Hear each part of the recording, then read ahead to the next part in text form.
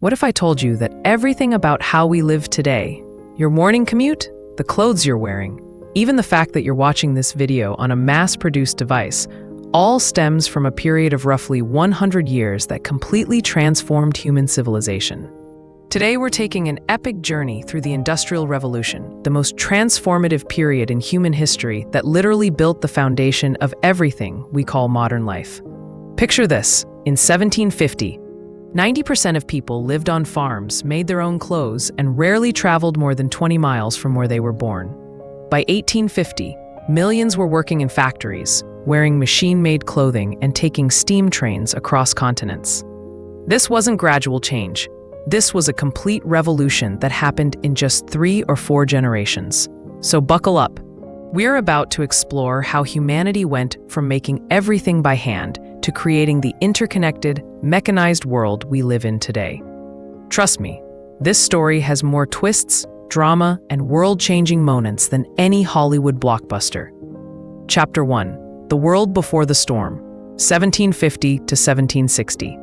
Let's start by painting a picture of life before everything changed. Imagine waking up in 1750 in a typical English village. The sun is your alarm clock. Candles are your only artificial light. And if you want something made, you either make it yourself or find someone in your village who knows how. This was a world powered entirely by human muscles, animal strength, water wheels, and wind. If you wanted to travel from London to Edinburgh, about 400 miles, you were looking at nearly 2 weeks of hard travel by horse and cart. Most people never made such a journey in their entire lives. The economy was almost entirely agricultural. In England, about 80% of the population worked on farms using methods that hadn't changed much since medieval times. A farmer's tools were basically the same ones his great-great-grandfather had used: wooden plows, hand sickles, and maybe a water mill to grind grain. Manufacturing existed, but it was done in what we call the domestic system or putting out system. Picture this: a merchant would bring raw wool to a cottage where an entire family would spend weeks spinning it into thread by hand using spinning wheels. Then, other families would weave the thread into cloth on hand looms. It was slow, labor-intensive, and limited by human speed and endurance. But here's what's fascinating. This world was already showing cracks that would soon split wide open. England had several advantages that would prove crucial: abundant coal deposits, a strong maritime tradition, growing colonial empire providing raw materials and markets, and a relatively stable political system that encouraged investment and innovation. Pause. Imagine your daily routine without electricity, cars, or mass-produced goods. How different would your life be? Drop a comment about what you'd miss most. Chapter 2: The Spark That Lit the Fire, the Textile Revolution, 1760 to 1780. The Industrial Revolution didn't start with some grand plan or government decree. It began with a simple problem. English textile workers couldn't keep up with demand for cloth, especially cotton cloth that was becoming incredibly popular. Enter our first revolutionary hero, James Hargreaves, a weaver and carpenter from Lancashire. Around 1764, at age 35, Hargreaves invented the spinning jenny, a machine that could spin 8 threads at once instead of just 1. Legend says the idea came to him when he saw his wife's spinning wheel tip over, and both the wheel and spindle continued to turn. But here's where things get interesting, and a bit dark.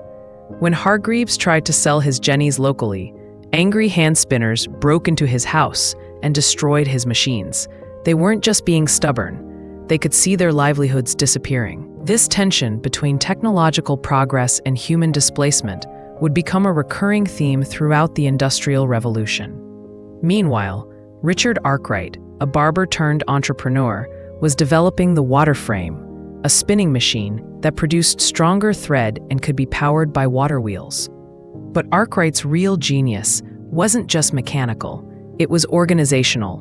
In 1771, he built what many consider the world's first modern factory at Cromford, bringing workers, machines, and power sources together under one roof. Picture the shock of this change. Families who had worked in their cottages for generations were now expected to show up at a specific building, at a specific time, work for set hours, and operate machines they didn't own or fully understand. This was the birth of the factory system, and it changed not just how things were made, but how people lived their entire lives.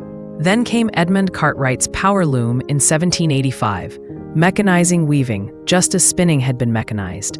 Suddenly, the entire textile production process could be done by machines in factories rather than by families in cottages. The numbers tell the story. In 1760, England imported about 2.5 million pounds of cotton. By 1787, that number had jumped to 22 million pounds. The textile industry was exploding, and it needed more power than water wheels could provide.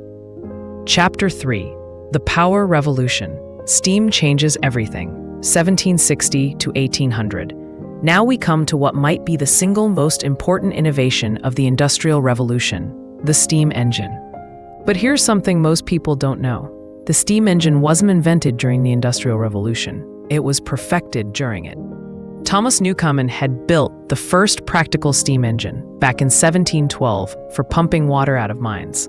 These engines were massive, inefficient beasts that consumed enormous amounts of coal, but they worked well enough for mining operations. Enter James Watt, a Scottish instrument maker working at Glasgow University. In 1763, at age 27, Watt was repairing a model Newcomen engine when he had his light bulb moment. The problem with Newcomen's design was that it heated and cooled the same cylinder over and over, wasting incredible amounts of energy. Watt's breakthrough was the separate condenser, a separate chamber where steam could be condensed without cooling the main cylinder. This simple change made steam engines 3 times more efficient. But here's the crucial part. Watt didn't just improve the engine, he figured out how to convert its back and forth motion into rotary motion that could power factory machines.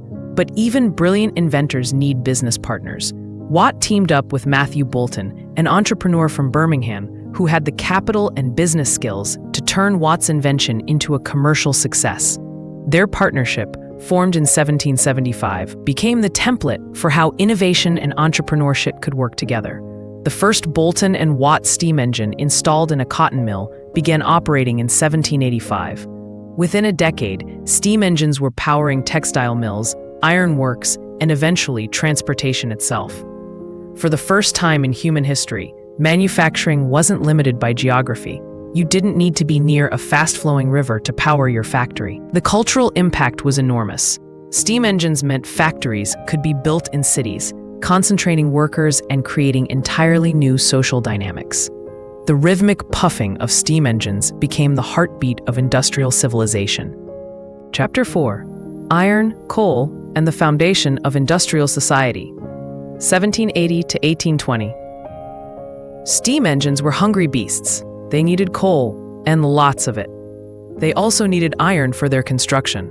Fortunately, England had both in abundance, and the Industrial Revolution was about to transform these basic materials into the backbone of a new civilization. Coal had been used in England since medieval times, but mostly for heating homes. The Industrial Revolution created massive new demand. Steam engines needed coal, iron smelting needed coal, and as cities grew, people needed coal for heat. Coal mining became one of England's most important industries, employing hundreds of thousands of workers in increasingly deep and dangerous mines. The iron industry underwent its own revolution. For centuries, iron had been smelted using charcoal made from wood, which was becoming scarce and expensive. Abraham Darby had figured out how to smelt iron using coke, processed coal, back in 1709, but it took decades for the technique to spread. The real breakthrough came with Henry Court's puddling process in the 1780s, which produced higher quality wrought iron. Suddenly, England could produce iron that was both cheap and strong enough for major construction projects. Here's a mind-blowing fact. In 1750, England produced about 17,000 tons of iron per year. By 1850, that number had jumped to over 2 million tons. That's more than a 100-fold increase in just 1 century. The combination of cheap coal and abundant iron made possible one of the most iconic symbols of the Industrial Revolution, the railway. But before we get to trains, we need to talk about the canals. England's canal building boom began in the 1760s with the Bridgewater Canal, designed to carry coal from the Duke of Bridgewater's mines to Manchester. The engineering challenges were enormous: locks, aqueducts, tunnels through mountains. But the economic benefits were even more enormous.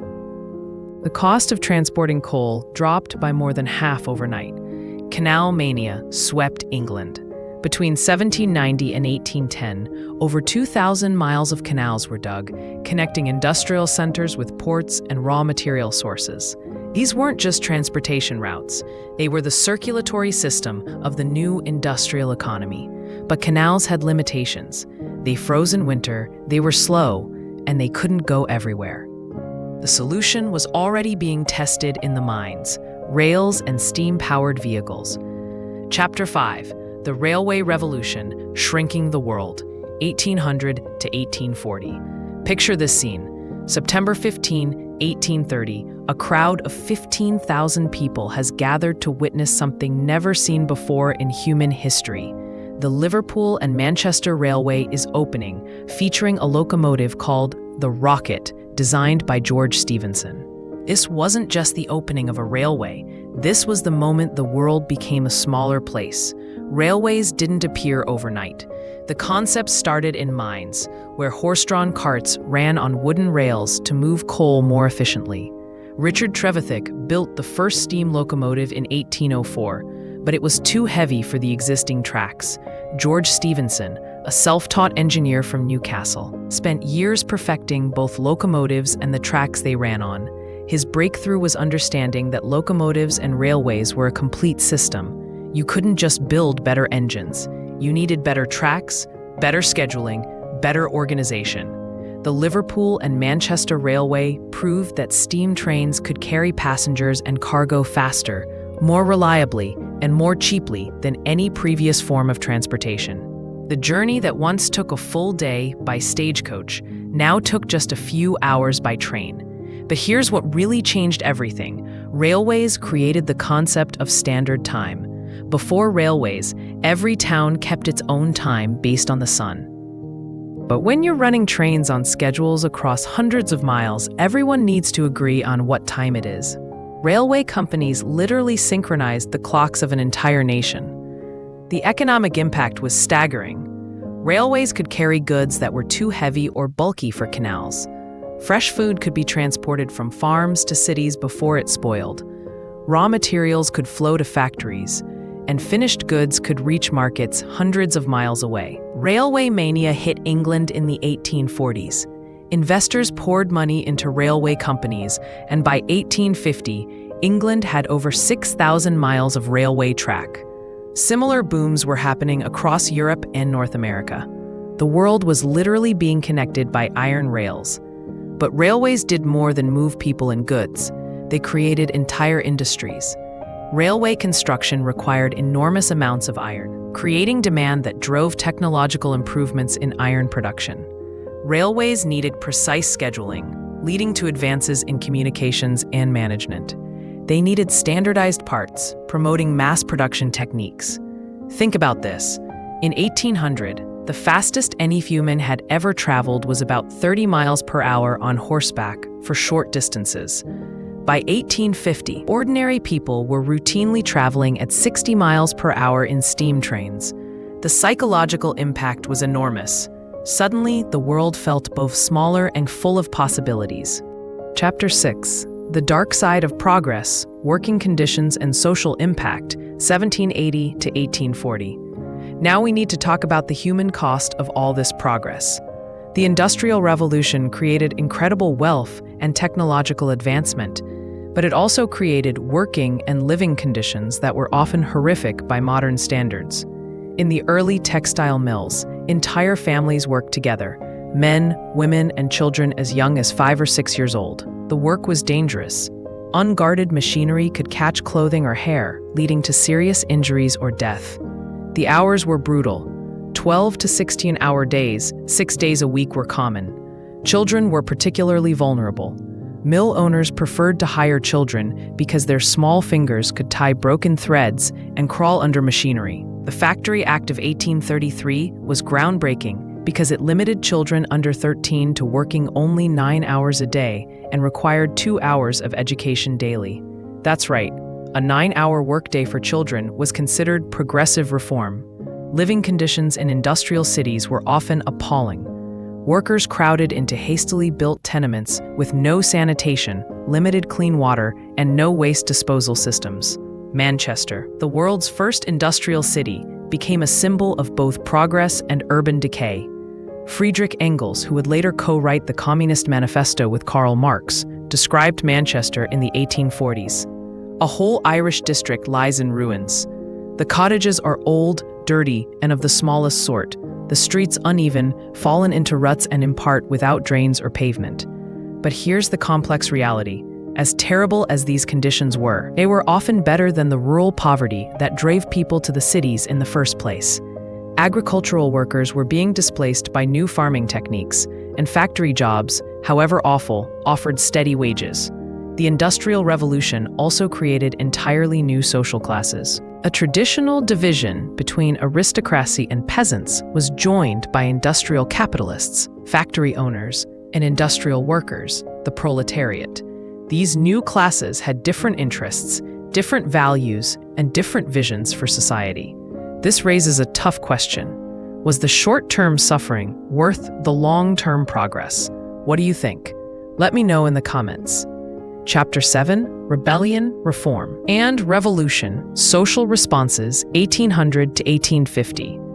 The terrible working conditions inevitably led to resistance and reform movements that would reshape society just as dramatically as the technological innovations.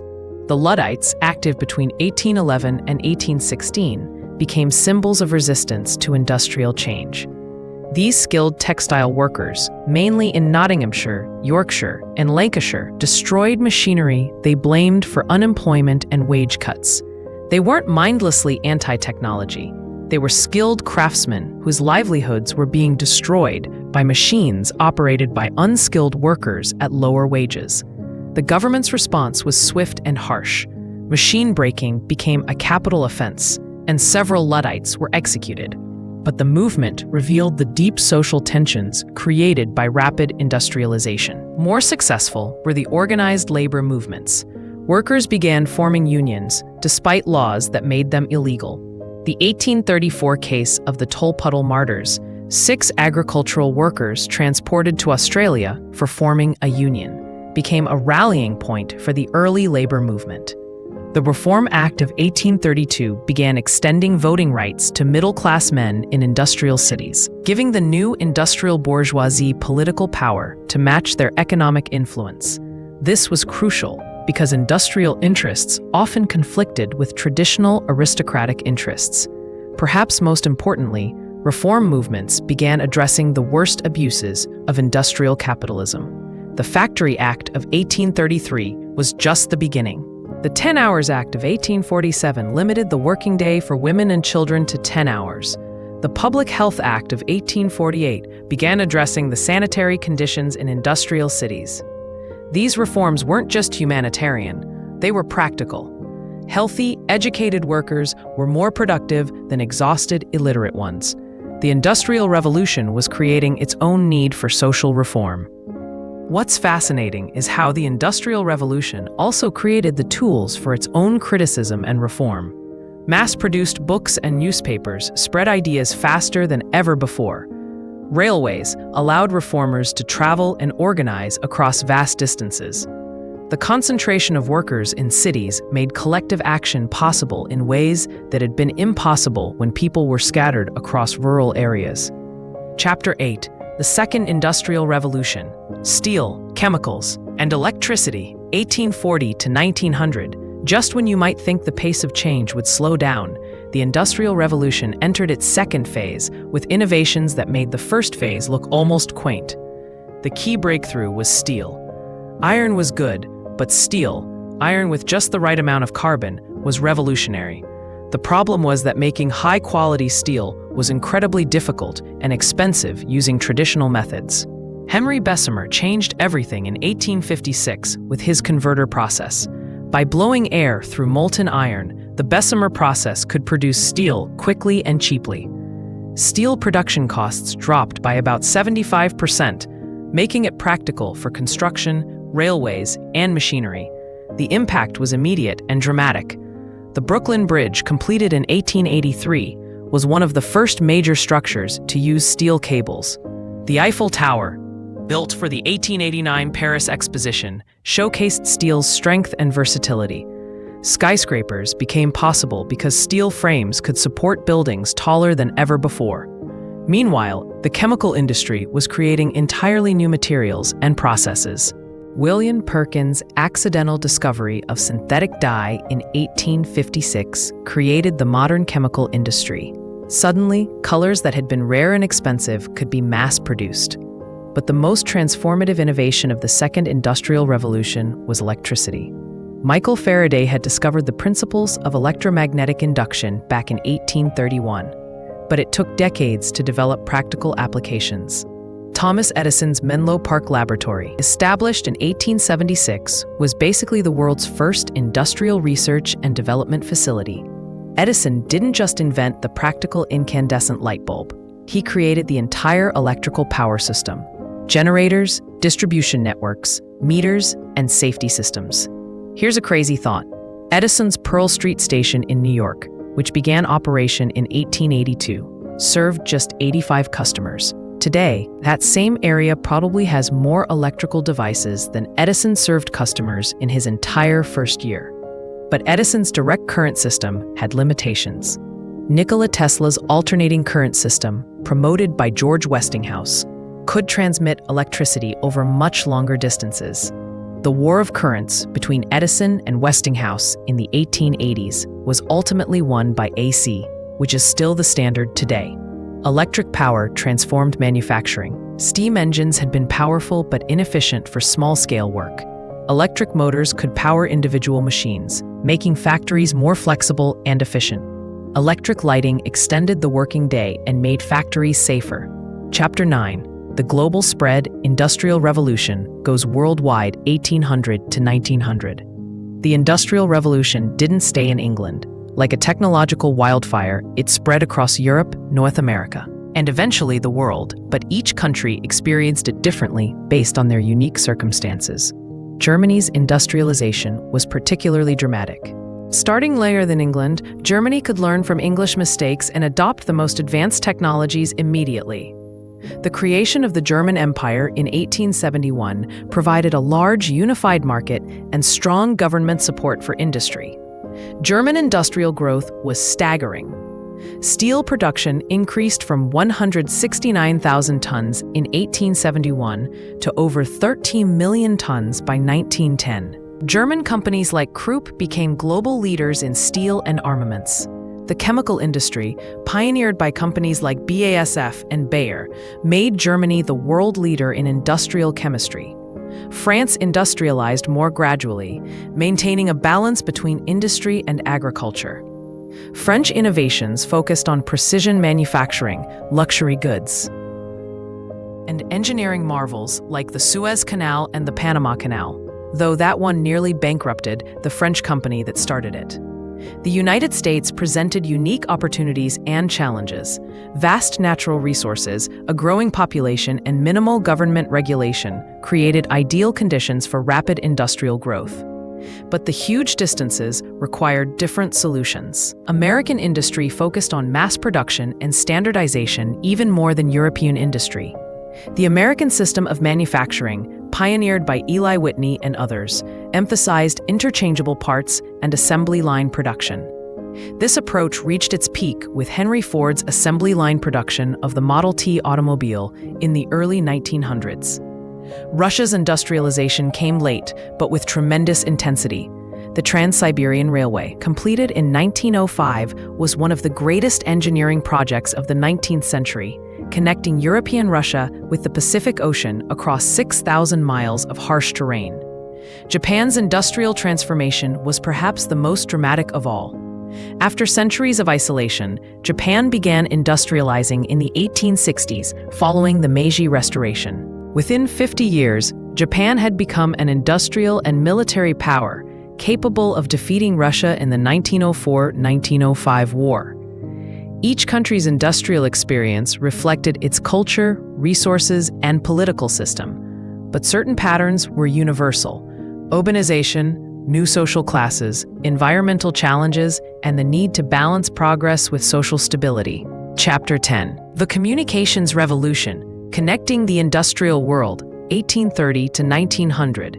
The Industrial Revolution wasn't just about making things faster and cheaper. It was also about communicating and coordinating across vast distances. The innovations in communication were just as revolutionary as steam engines and steel mills. Samuel Morse's telegraph, first demonstrated commercially in 1844, was truly miraculous for its time. Messages that once took weeks to deliver by horseback could now be transmitted instantly across continents. The famous first message, "What hath God wrought?" reflected Morse's awe at his own invention. Telegraph networks spread rapidly. By 1861, telegraph lines connected the east and west coasts of America. The first successful transatlantic cable was completed in 1866, allowing instant communication between Europe and North America. Suddenly, the world's major commercial and political centers were connected by an invisible web of electrical signals. The telegraph transformed business, journalism, and government. Stock prices could be coordinated between distant markets. Newspapers could report events from around the world within hours. Military commanders could coordinate operations across vast territories. But the telegraph was just the beginning. Alexander Graham Bell's telephone, patented in 1876, made voice communication possible over long distances. The first telephone exchanges, established in the 1880s, created networks that connected businesses and eventually homes. Meanwhile, advances in printing technology were revolutionizing the spread of information. Steam-powered printing presses could produce newspapers, books, and magazines faster and cheaper than ever before. Rising literacy rates, partly driven by industrial need for educated workers, created mass markets for printed material. The rotary printing press, developed in the 1840s, could print thousands of newspapers per hour.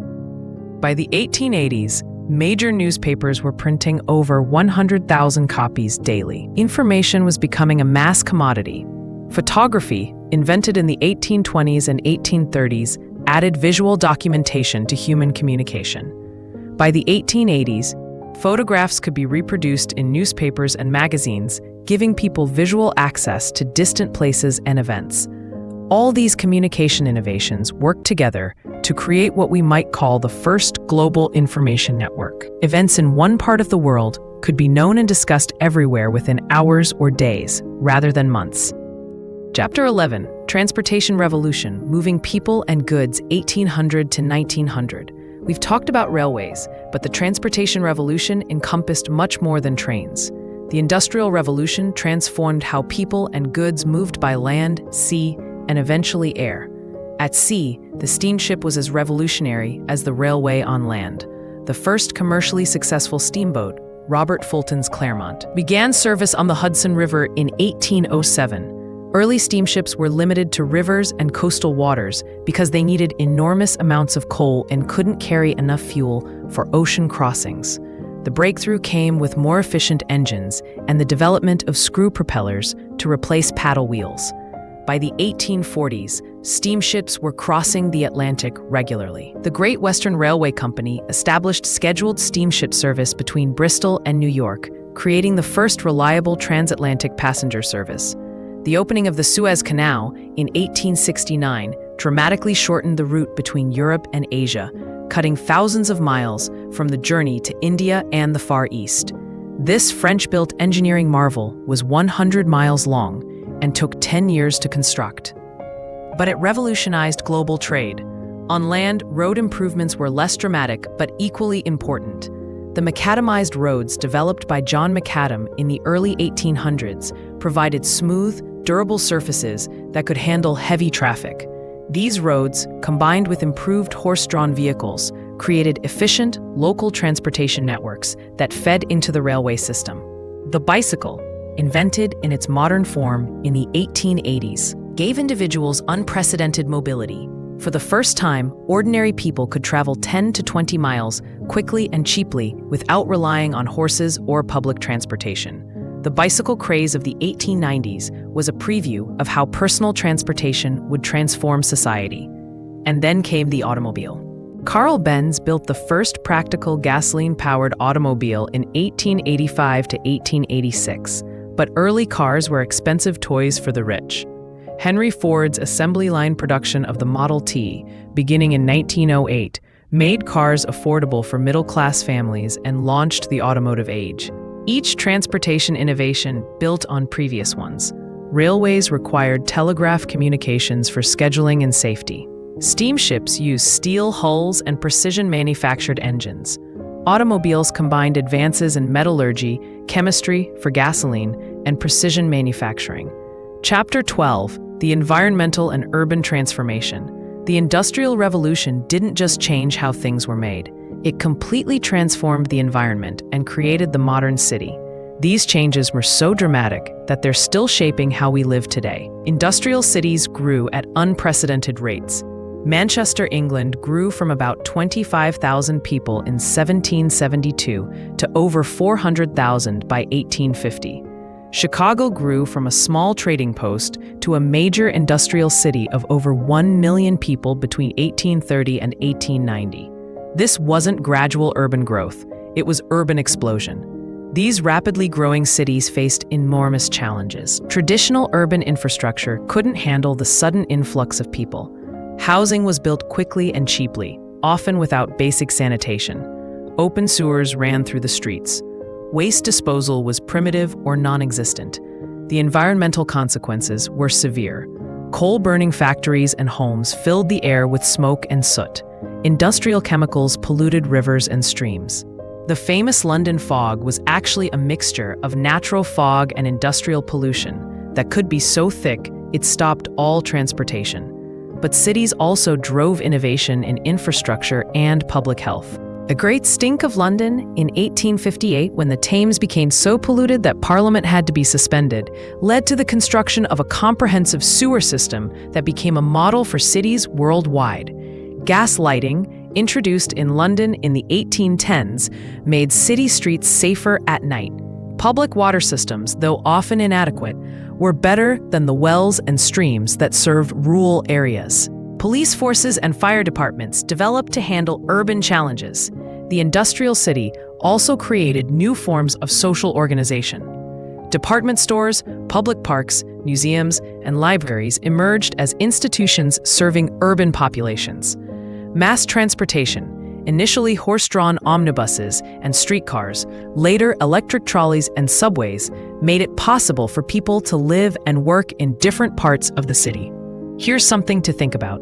Every major environmental challenge we face today, air pollution, water contamination, waste disposal, resource depletion, has its roots in the Industrial Revolution. But so do most of our solutions. What does that tell us about the relationship between technology and environment? Chapter 13, Cultural and Social Transformation. How industrial life changed everything. The Industrial Revolution wasn't just about machines and factories. It fundamentally changed how people lived, worked, thought, and related to each other. These cultural changes were as revolutionary as the technological ones. Before industrialization, most people's lives followed natural rhythms: sunrise and sunset, seasons, weather patterns. Agricultural work had busy periods and slack periods. Craftsmen controlled their own pace and schedule. Factory work imposed mechanical time. Everyone had to arrive at the same time, work at the same pace, and follow the rhythm of machines rather than natural cycles or personal preference. The factory whistle became the new rooster, organizing entire communities around industrial schedules. This shift to clock time affected every aspect of life. Children had to learn punctuality and regular attendance at school to prepare them for factory work. Family life had to accommodate fixed work schedules. Even leisure time became more structured and commercialized. The concept of childhood changed dramatically. In agricultural societies, children gradually took on adult responsibilities as they grew. In industrial societies, children needed formal education to function in a complex economy. This led to longer periods of dependency and the creation of age-segregated schools. Women's roles were transformed in complex ways. Traditional household production, making cloth, candles, soap, and food preservation, was taken over by factories. This freed women from some domestic labor, but also reduced their economic contribution to the household. Middle-class women found themselves in a cult of domesticity that emphasized their role as moral guardians of the home, rather than economic partners. Working-class women often had to work in factories or take in piecework to supplement family income. This created new tensions between traditional gender roles and economic necessity. The Industrial Revolution also created new forms of popular culture. Mass-produced books, newspapers, and magazines created shared national conversations. Public parks, music halls, and eventually department stores provided new forms of entertainment and social interaction. Religious life adapted to industrial conditions.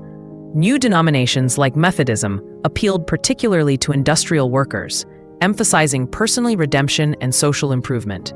The Sunday school movement taught basic literacy along with religious instruction. Think about your own daily routine: waking to an alarm, following a schedule, separating work from home life, having weekends off.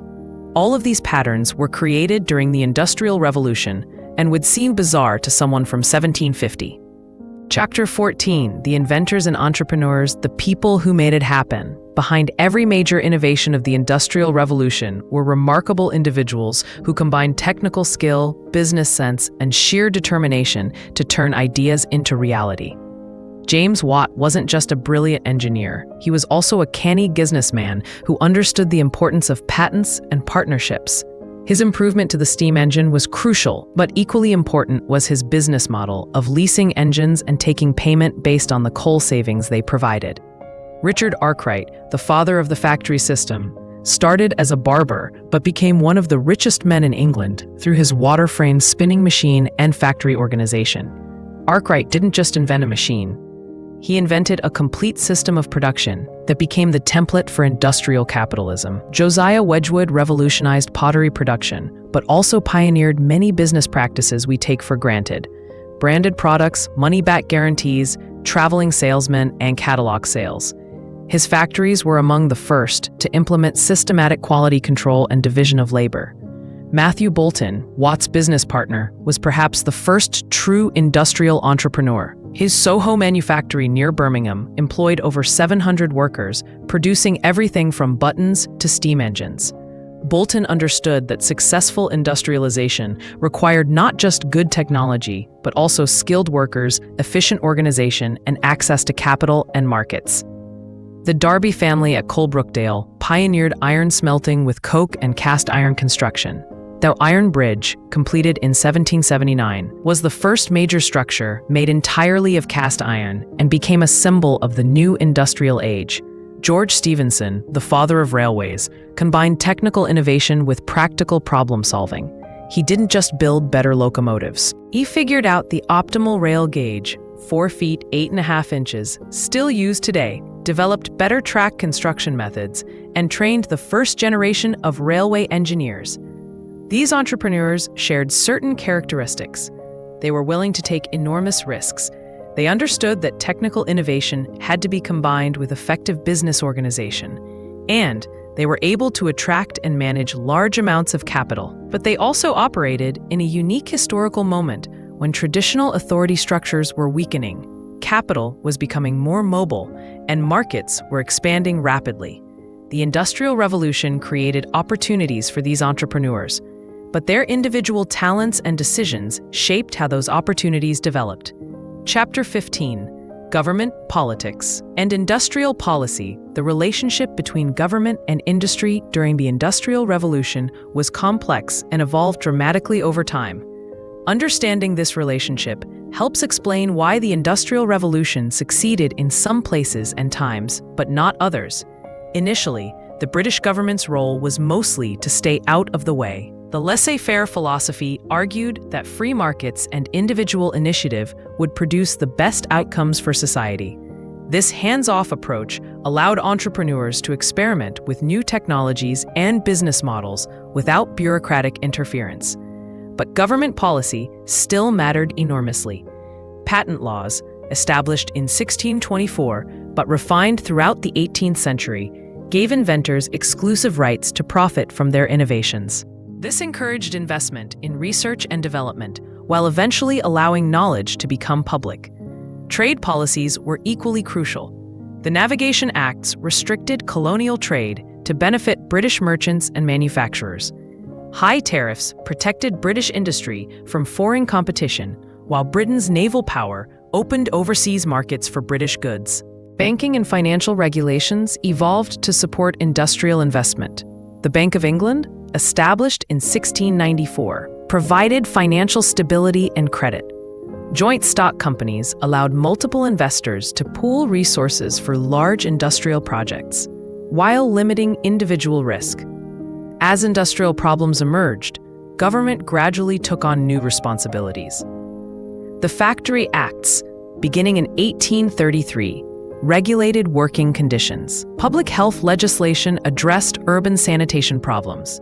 Education Acts created public school systems to provide the skilled workers that industrial society needed. Different countries adopted different approaches. Germany used government-supported technical education and research to catch up with British industry. The United States used high tariffs and land grants to railroads to encourage rapid industrial development. Russia used state-directed investment to build heavy industry. France tried to balance industrial development with social stability, using government investment and regulation to moderate the pace of change. Japan's Meiji government actively promoted Western technology and industrial methods while maintaining social cohesion. These different approaches show that there wasn't one right way to industrialize. Success depended on adapting industrial methods to local conditions, resources, and cultural values. Chapter 16, The Global Economic Revolution: How Industry Changed World Trade. The Industrial Revolution didn't just change how things were made, it completely transformed the global economy and created the first truly worldwide market system. Before industrialization, international trade was mostly luxury goods.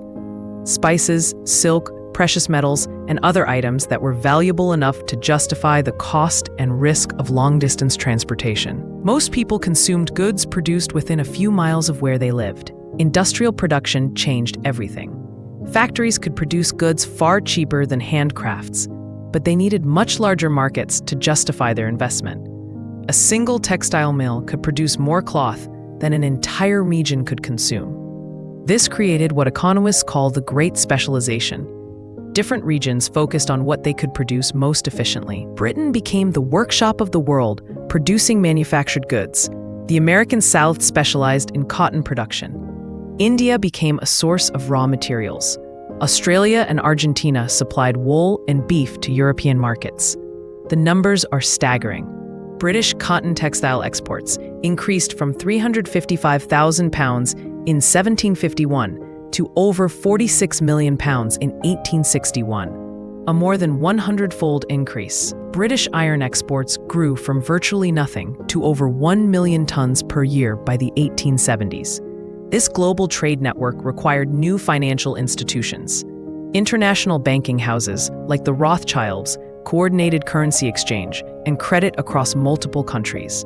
Marine insurance allowed merchants to manage the risks of long-distance shipping. Commodity exchanges in London, New York, and other cities created standardized markets for raw materials. The transportation revolution made global trade practical. Steamships cut ocean crossing times in half and provided reliable scheduling. The Suez Canal shortened the route to Asia by thousands of miles. Refrigerated shipping, developed in the 1870s, allowed perishable goods to be traded globally. Telegraph networks allowed instant communication between distant markets. Commodity prices in London could be known in New York within hours. This created the first truly global market, where supply and demand conditions anywhere in the world could affect prices everywhere else.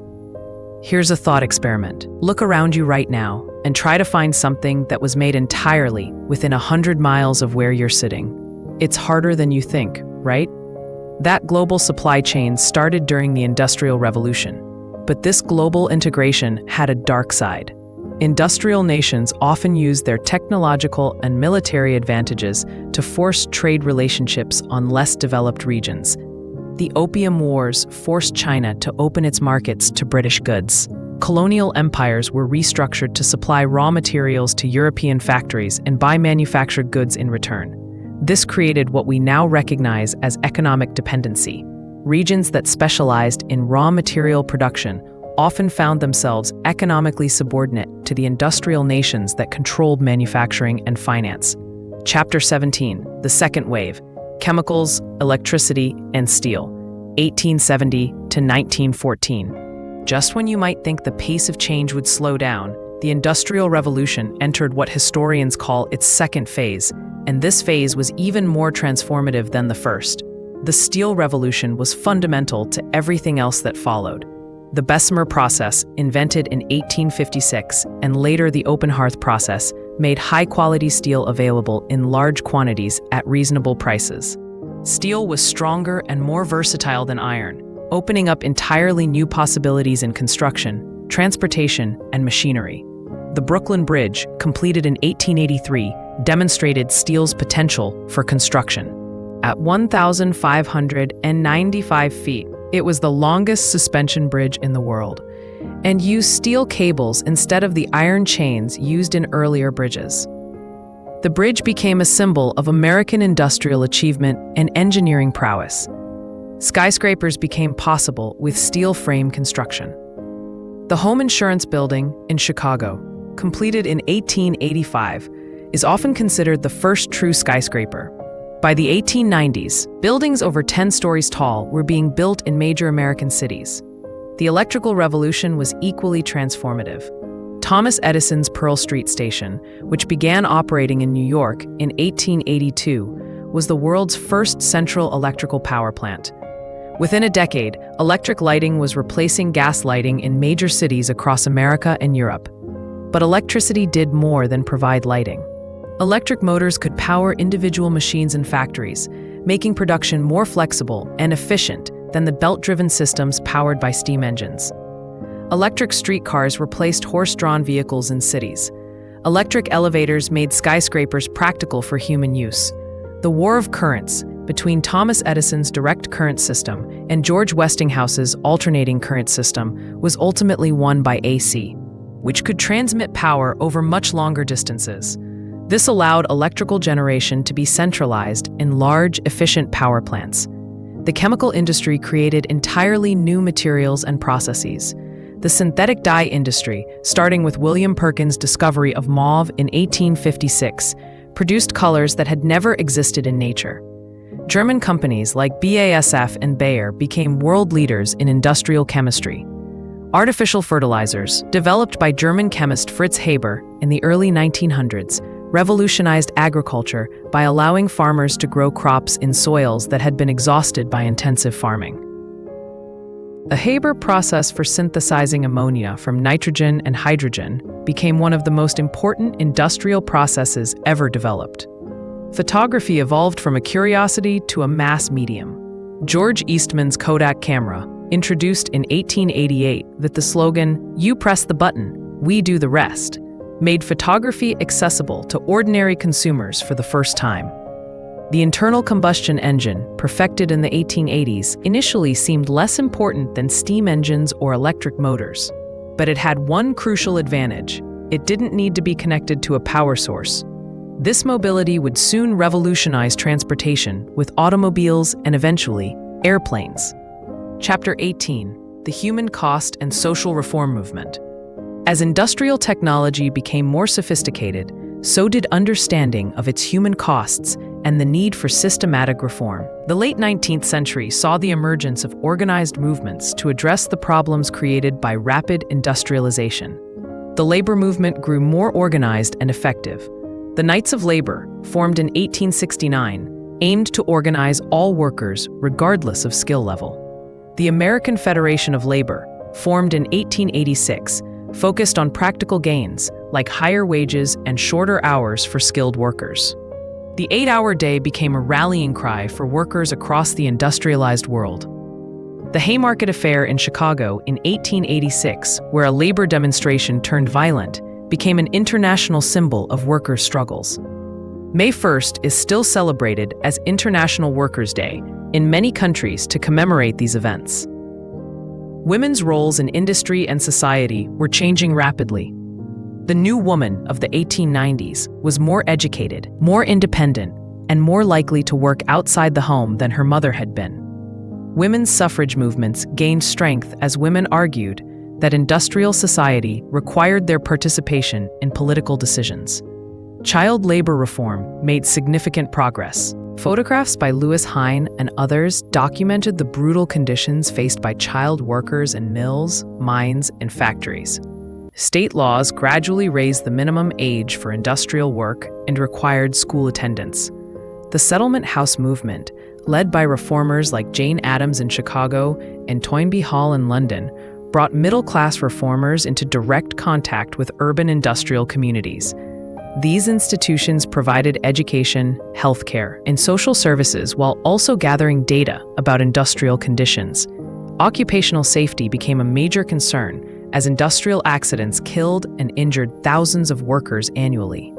The Triangle Shirtwaist Factory fire in New York in 1911, which killed 146 workers, mostly young immigrant women, led to comprehensive workplace safety legislation. Public health reform addressed the environmental consequences of industrialization. The City Beautiful movement sought to improve urban environments through better planning, public parks, and architectural improvement. Sewer systems, water treatment plants, and garbage collection services became standard in industrial cities. Remember those revolutionary moments I mentioned? Here they are: the power revolution, James Watt's steam engine, the atmospheric breakthrough, steam power replacing water and wind, the Iron Road Revolution, the railway system, the social conscience awakening, labor reforms and worker rights, the continental conquest, industrial spread across Europe and America. Educational reform created public school systems designed to prepare workers for industrial society. Compulsory education laws ensured that children received basic literacy and numeracy skills. Technical education programs trained skilled workers for increasingly complex industrial processes. These reform movements show that industrial society was capable of self-correction. Problems created by rapid technological change could be addressed through democratic processes, social organization, and government action. Chapter 19: The Cultural Revolution: How Industry Changed How We Think. The Industrial Revolution wasn't just about steam engines and factories. It fundamentally changed how people understood themselves, their society, and their relationship to nature and technology. The concept of progress became central to how people understood history and their place in it. Before industrialization, most people expected their lives to be similar to their parents' lives. The Industrial Revolution created the idea that each generation should live better than the previous one through technological and social advancement. This belief in progress affected everything from politics to religion to art. Political movements promised to use new scientific and industrial methods to create better societies. Religious movements adapted to industrial conditions while maintaining spiritual meaning. Artists and writers responded to industrial themes with everything from celebration to criticism. The Romantic movement in literature and art was partly a reaction against industrialization. Writers like William Wordsworth and artists like John Constable emphasized the beauty and spiritual value of nature in contrast to industrial landscapes. This wasn't just nostalgia, it was an attempt to maintain human values in an increasingly mechanized world. But industrial themes also inspired great art and literature. Charles Dickens' novels captured both the energy and the problems of industrial society. The Crystal Palace, built for the Great Exhibition of 1851, used new materials and construction methods to create a space that seemed magical to visitors. Scientific thinking became more systematic and professional. The Industrial Revolution required precise measurement, systematic experimentation, and technical education. Universities expanded their science programs and new technical institutions were founded to train engineers and industrial managers. The social sciences emerged as attempts to understand industrial society using scientific methods. Sociology, economics, and psychology developed as academic disciplines, trying to explain how industrial society worked and how it might be improved. Mass media created the possibility of shared national cultures. Newspapers, magazines, and eventually radio brought the same information and entertainment to millions of people simultaneously.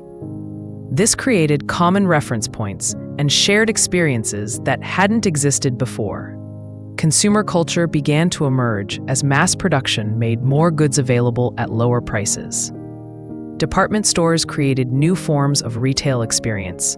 Advertising became a significant industry as manufacturers needed to create demand for mass-produced goods. The concept of leisure changed as industrial work became more structured and intensive. Paid vacations, shorter working hours, and organized entertainment became expected parts of industrial life. Sports, music halls, and eventually movies provided escape from industrial routine. Here's something fascinating. Many of the cultural tensions we experience today, work-life balance, environmental concerns, the pace of technological change, were first experienced during the Industrial Revolution. What does that tell us about human adaptability? Chapter 20, The Global Impact, How Industrial Revolution Reshaped the World. By 1900, the Industrial Revolution had created the first truly global economic and political system. Its effects reached every continent and transformed societies that had never seen a steam engine. Europe's industrial advantage gave it unprecedented global power. European nations could produce goods more cheaply than traditional crafts, build more effective weapons, and transport armies and administrators more efficiently than ever before. This technological edge enabled the new imperialism of the late 19th century. The scramble for Africa saw European powers divide an entire continent among themselves between 1880 and 1914. Industrial weapons, rifles, artillery, steamships, and telegraph communications made it possible for small European forces to control vast territories and populations. But industrial technology also spread beyond Europe and North America. Japan's Meiji Restoration in 1868 began a deliberate campaign to adopt Western industrial technology while maintaining Japanese cultural identity. Within 50 years, Japan had become an industrial and military power capable of challenging European and American interests in Asia. Russia's industrial development accelerated under Count Sergei Witte in the 1890s. The Trans-Siberian Railway, completed in 1905, was one of the engineering marvels of the age, spanning over 6,000 miles of harsh terrain to connect European Russia with the Pacific Ocean. China's response to industrialization was more complex and troubled. The Opium Wars and other conflicts with industrial powers exposed China's military weakness, but political and social resistance to change slowed industrial development. The tension between traditional Chinese culture and industrial modernization would continue into the 20th century. India experienced industrialization primarily as a supplier of raw materials to British factories and a market for British manufactured goods. This colonial pattern of trade prevented India from developing its own industrial base and contributed to economic dependency that lasted long after political independence. Latin American countries found themselves in similar positions, exporting raw materials like coffee, sugar, and minerals to industrial nations while importing manufactured goods. This created economic growth but also dependency on volatile commodity prices and foreign markets. The Industrial Revolution also created the first global environmental impacts. Coal burning in industrial cities created air pollution that could be detected hundreds of miles away. Industrial chemicals polluted rivers and streams across international boundaries. Intensive resource extraction affected ecosystems on multiple continents. Migration patterns changed dramatically as industrial development created jobs in some regions while displacing workers in others. Millions of Europeans emigrated to the Americas, Australia, and other regions. Within countries, people moved from rural areas to industrial cities in unprecedented numbers. Chapter 21, The Road to 1914, Industrial Competition and Global Conflict. As the 19th century ended, the Industrial Revolution had created not just new technologies and economic systems, but new forms of international competition that would shape the 20th century. Industrial capacity became a measure of national power. The steel production figures, railway mileage, and coal output of different countries were watched as carefully as military strength had been in earlier eras. Industrial capacity determined a nation's ability to build modern weapons, transport armies, and sustain long conflicts. Germany's rapid industrial growth after 1871 challenged British dominance. German steel production surpassed Britain's in the 1890s. German chemical and electrical industries led the world in innovation. This shift in economic power created tensions that contributed to the alliance systems that would lead to World War I. The naval arms race between Britain and Germany was essentially an industrial competition. The HMS Dreadnought, launched in 1906, made all previous battleships obsolete with its turbine engines, standardized heavy guns, and advanced fire control systems. Building and maintaining such ships required massive industrial infrastructure. Industrial workers became important political actors as their numbers and organization grew. Socialist and labor parties gained strength across Europe and North America. The Russian Revolution of 1905, sparked partly by military defeats that exposed Russia's industrial weakness, showed how industrial development and political change were connected. Women's suffrage movements gained momentum as industrial society created new roles for women and new arguments for political equality. The new woman of the early 1900s was educated, often employed outside the home, and increasingly unwilling to accept political exclusion. Technological innovation accelerated as industrial research and development became more systematic. Corporate laboratories, university research programs, and government scientific institutions created a constant stream of new technologies and improvements. The automobile industry, led by Henry Ford's assembly line production of the Model T, demonstrated new possibilities for mass production and consumer society. Ford's famous statement that customers could have any color car so long as it's black reflected the trade-offs between standardization and variety that would characterize industrial production. Aviation emerged as the newest frontier of technological competition. The Wright brothers' first flight in 1903 was followed by rapid improvements in aircraft design and performance. By 1914, airplanes were being considered for military use, though few people imagined how central aviation would become to 20th century warfare and commerce.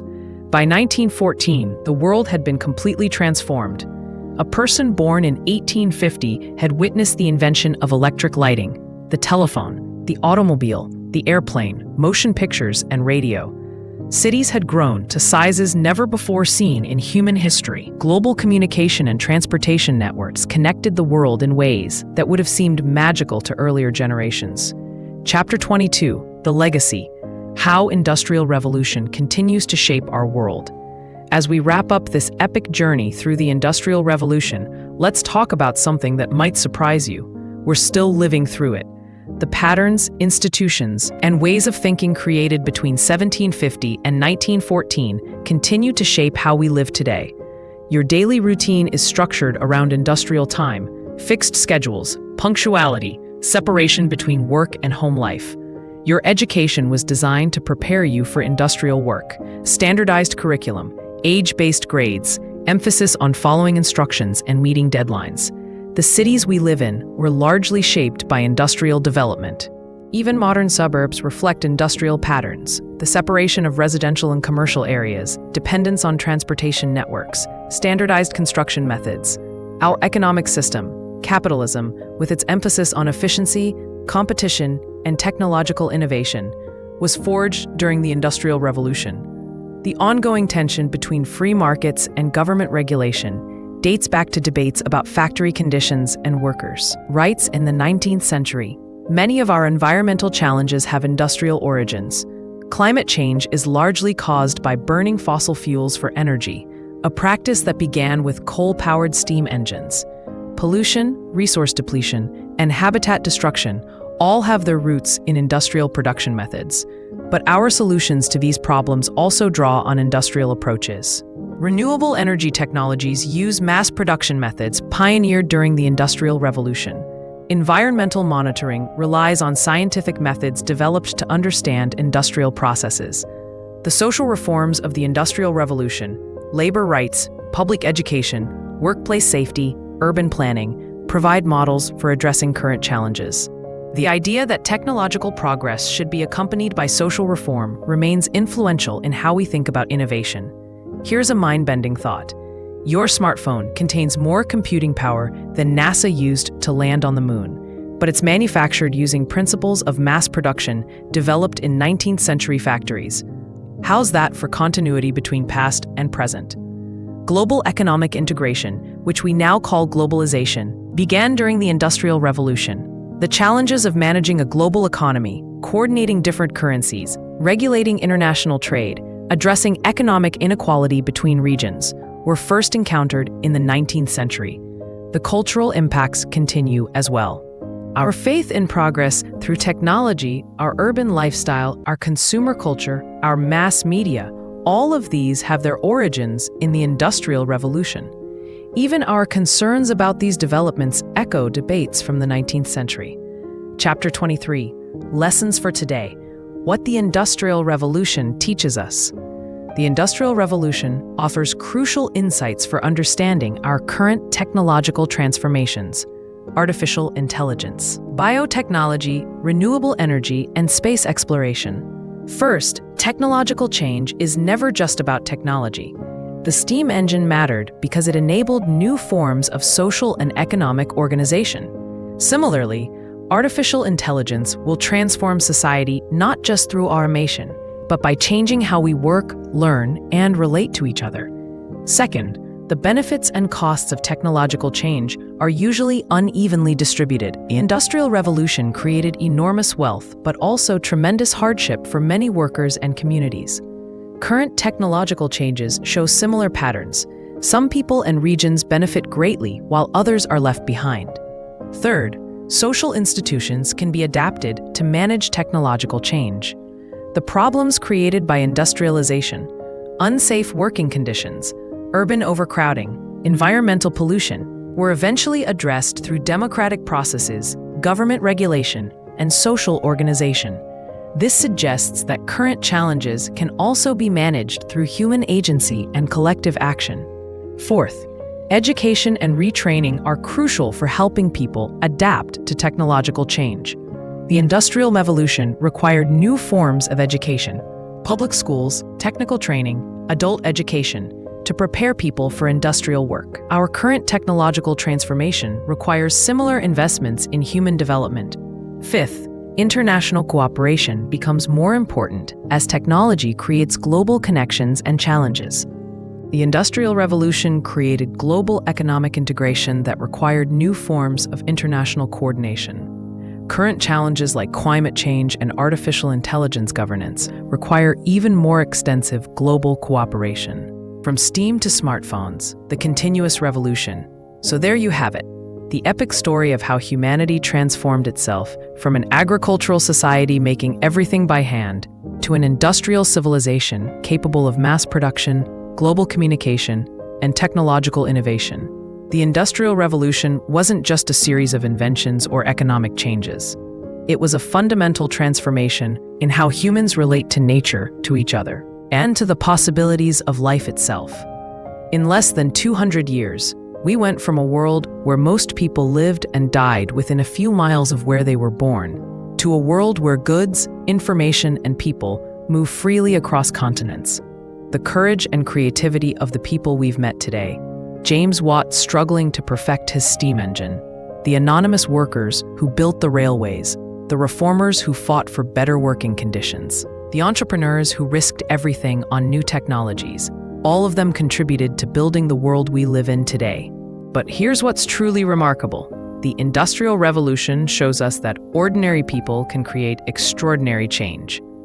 Most of the innovations we've discussed came not from kings or generals or academics, but from practical problem solvers who saw challenges and decided to do something about them. The textile workers who wanted to spin thread faster, the mine owners who needed to pump out water, the inventors who dreamed of horseless carriages, the reformers who believed working conditions could be improved. They all shared a common conviction that the world could be made better through human ingenuity and effort. Today, we face challenges that seem just as daunting as those faced by the Industrial Revolution generation. Climate change, global inequality, technological displacement, resource scarcity. But the Industrial Revolution proves that humans are capable of adapting, innovating, and creating solutions to seemingly impossible problems. The next time you flip a light switch, send a text message, ride in a car, or buy something made in a factory, remember that you're experiencing the continued unfolding of a revolution that began with steam engines and spinning wheels. You're part of an ongoing human experiment in using technology to create better lives. The Industrial Revolution isn't just history, it's a continuing story. And you're living through the next chapter. The question isn't whether technology will continue to change our world. The question is how we'll shape that change to benefit humanity. What challenges do you see in your community that could be solved through innovation and organization? What would you invent if you had the resources? How can we learn from the mistakes and successes of the Industrial Revolution to build a better future? Thanks for joining me on this incredible journey through the transformation that made our modern world. If this epic story inspired you, smash that like button. Let's see if we can hit 15,000 likes for this deep dive into history. Subscribe and ring that notification bell because we've got more mind-blowing historical journeys coming that will change how you see the world. Next week, we're exploring the space race, how humanity learned to leave Earth. And you won't believe how many of the technologies and organizational methods came directly from Industrial Revolution innovations. From steam engines to rocket engines, the connections will amaze you. Let me know in the comments, which part of the Industrial Revolution surprised you most? And here's a challenge. Look around your immediate environment and identify 3 things that exist because of Industrial Revolution innovations. I bet you'll find way more than 3. Did you catch all 5 revolutionary moments? Here they were: steam power revolution, Watt's engine; the atmospheric breakthrough, overcoming natural power limits; the Iron Road revolution, railways transforming transportation; the social conscience awakening, labor rights and reforms; the continental conquest, industrialization spreading globally. Comment below if you spotted them all. You've earned that shout out. Until next time, remember, every modern convenience started as someone's crazy idea. Every global system began as a local experiment. And every revolution started with individuals who refused to accept that things had to stay the way they were. This is Timescope, and the revolution continues. Keep questioning, keep innovating, and keep building the future.